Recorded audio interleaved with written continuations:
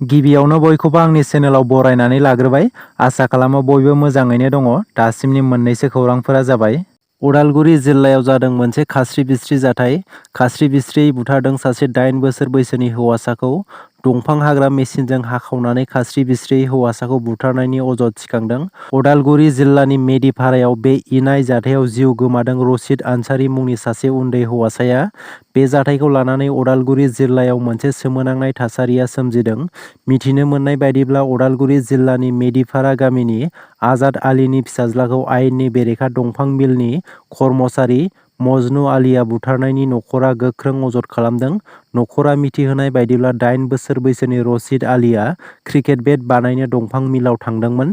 बे समावनो हरखाब हौवासानि खर'आव दंफां हाखावग्रा मेसिनजों हानाय खास्रि-बिस्रि थासारिखौ नुनो मोनो। फारसेथिं बे जाथायनि उनावनो दायनिगिरि मजनु आलीया गुबुन जायगायाव खारखोमालाङो होननानै जाथायजों भुगिनांनाय नखरा मिथिहोयो। लोगोसे दायनिगिरिखौ गोख्रों साजा होनो पुलिस बिफानखौ खावलायदों नखरा। रुंसारि अस्ताद कामिनी कुमार नार्जारिनि 97थि जोनोम सान फालिनाया गाहामैनो जोबलांबाय। रुंसारि अस्ताद कामिनी कुमार नार्जारिनि जोनोम सान 9 नबेम्बरखौ बर' हारिमुनि सान महरै फालिनो थाखाय बिटिआर सरकारा फोसावना होबाय। रुंसारि अस्ताद कामिनी कुमार नार्जारिनि 97थि जोनोम सानखौ 9 नबेम्बरखालि कक्राझारनि सान्दामारियाव थानाय बड'फा कालचारेल कमप्लेक्सआव खुंफुंदों।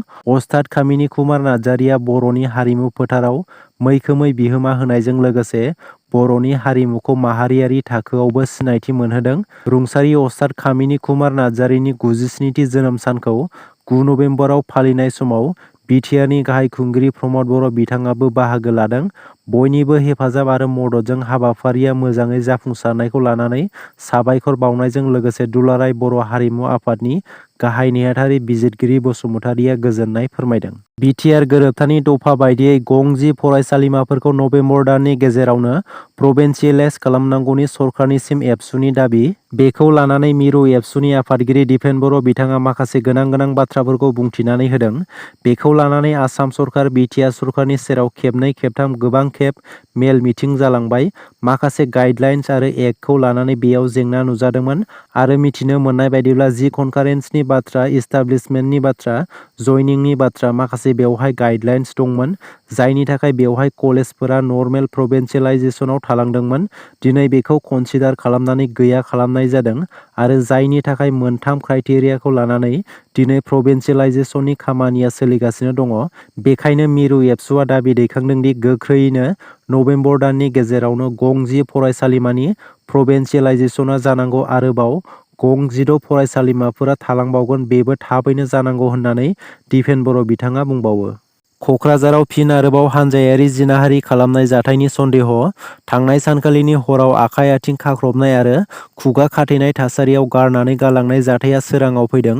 मैया एबा 9 नबेम्बरनि फुंबिलिनि समाव कक्राझारनि नयासरा गामिनि दुब्लिनिफ्राय हिन्जावसाखौ बोखांनो हायो। ओनसोलनि रायजो राजाफोरा आथिं आखाइ खाख्रबनाय आरो खुगा खाथेनानै गारनानै गालांनाय हुस गैयै थासारियाव 15 बोसोर बैसोनि सासे हिन्जावसाखौ बोखांनो हायो। हानजायारि जिनाहारि खालामनायनि सन्देह' खालामदों ओनसोलनि रायजो राजाफोरा। दायनिगिरिफोरखौ गासै 7 होननानै मिथिनो मोननाय जादों। बे जाथायनि सायाव कक्राझार पुलिस बिफाना संदाननायखौ जागायबाय होननानै मिथिनो मोनदों।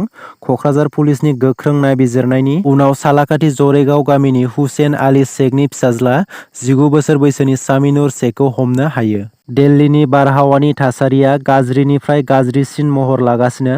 जायनि थाखाय फरायसाफोरनि फरायसालियाव थांनानै सोलोंथाइ लानाया जेंना गोनां जादों। गुबुंले आबहावानि जाहोनाव उन्दै गथ'साफोरा बायजोआव ओंखारनो हायै बायदि थासारिया जादों। जायनि जाहोनाव दिल्लीनि फरायसाफोरा गोजां बोथोरनि फरायसालिनि बन्द'खौ सिगांग्रो मोनदों। गुबुंले बारहावानि थासारिखौ नोजोर होनानै दिल्लीनि फरायसालिफोरा फरायसाफोरनो गोजां बोथोरनि बन्द'खौ मैया एबा 9 नबेम्बरनिफ्राय होबाय। मैया एबा 9 नबेम्बरनिफ्राय जागायनानै 18 नबेम्बरसिम दिल्लीनि फरायसालिफोरा बन्द' थागोन। दिल्लीनि एयार क्वालिटि इन्डेक्सआ 400सिम सौहैबाय। बर' हारिनि थाखाय गोग्गाथाव खौरां। सासे बर' लाइमोना mister teen North East India 2023 आव फार्स्ट रानार आप जानो हादों। स्पार्क द आल्टिमेट फायारनि बानजायनायाव खुंफुंनाय मोनसे हाबाफारियाव गसाइगाव सान्तिनगरनि डिकि नार्जारिया mister teen North East India 2023 केटेगरियाव first रानार आप जानो हादों। थांनाय 4 नभेम्बर खालि गुवाहाटी ITI मास्क'वायाव खुंफुंनाय मिस्टार नर्थ इस्ट इन्डिया चेम्पियनशिपआव डिके नार्जारिया mister teen North East India 2023 आव फार्स्ट रानार आप जानो हादों। मख'नो गोनांदि 17 बोसोर बैसोनि डिके नार्जारिया बेनि सिगांबो माखासे हाबाफारियाव बाहागो लानानै गोग्गाथाव बिमुं मोननो हादोंमोन। फैगौ दिवाली फोरबोखौ लानानै आसाम पुलिसआ माखासे गोख्रों आयेनखौ दानानै होदों। आसाम पुलिसनि फोसावनानै होनाय आयेन बायदिब्ला दिवाली एबा फुजा समाव हरनि 8 रिंगानिफ्राय 8 रिंगासिमल' फटका एबा बमा बायदिखौ सावनो हागोन। अदेबानि बेनि सम बारनाय लोगो लोगोनो रायजो राजाफ्रा फटका सावनो हानाय नङा। बेनि अनगायैबो जायखिजाया केमिकेल थानाय फटकाखौ गावनो हानाय नङा होननानै आसाम पुलिसआ मिथिहोदों।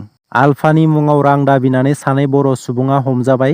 धेकियाजुलि फानबारियाव आलफानि मुं लानानै रां दाबिनानै बलराम बसुमतारी आरो दाजिया नार्जारी मुंनि सानै सुबुङा हमजादों।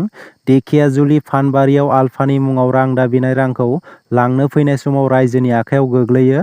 दाबि खालामना रांखौ लांनो फैनाय बलराम बसुमतारी आरो दाजिया नार्जारी मुंनि सानै दुथांफोरखौ हमनानै रायजो राजाफ्रा पुलिसनो गथायो। आलफानि मुङाव खमैबो सप्ता खनसेनि सिगाङावनो 7 लाख रां दाबि खालामदोंमोन धेकियाजुलि फानबारि दलं मुंफा मुंनि नखराव।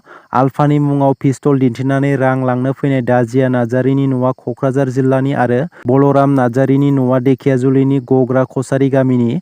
सानै दुथांनिफ्राय गंसे पिस्तल बोखांनो हादों होननानै मिथिनो मोन्दों। बर' हारिनि थाखाय फिन आरोबाव मोनसे गोजोनथाव खौरां। 3 बर' आइजोफोरा आरोबाव गल्ड आरो सिलभार मेडेल देरहानो हादों। दासान्दि माहारि थाखोनि गेलेनायाव गोबां बर' फिसाफोरा मेडेल देरहानो हादों। गवायाव खुंफुंजानाय 37थि नेशनेल गेम्सआव बक्सिं गेलेनानै अंकुसिता बर'आ सना, फैलाव बसुमतारी आरो कम्फि बर'आ सिलभार मेडेल देरहानो हायो। मख'नो गोनांदि साननैसो सिगांनिफ्रायनो नेशनेल गेम्सआव गोबां बर' गेलेगिरिफ्रा गुबुन गुबुन गेलेनाय बादायलायनायफोराव मेडेल देरहानो हादों।